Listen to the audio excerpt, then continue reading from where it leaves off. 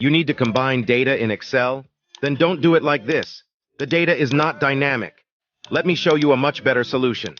So we want to combine the sales data from these two sheets into the sales dashboard. Step 1 is to transform our data from the North sheet into an Excel table and give it a name. Let's just call it North. Next, we do just the same with the South sheet. So press again Ctrl+T to transform it into a table. And let's call this table South. All right. Now we can go back into our sales dashboard, and in here we are going to use the VSTACK function. So let's write VSTACK.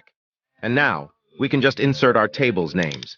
So the first one is North, and the second one is South. And now press Enter. And there you go. The great thing about this is that whenever a new record is being added to our data, then our sales dashboard will be updated automatically. So let's say we go back to our South sheet, and we add an extra row down here. Now when I go back to my sales dashboard, you can see that it updated automatically and the new record is included right here. Oh, before I forget, make sure to share this post and follow us for daily Excel tips and tricks.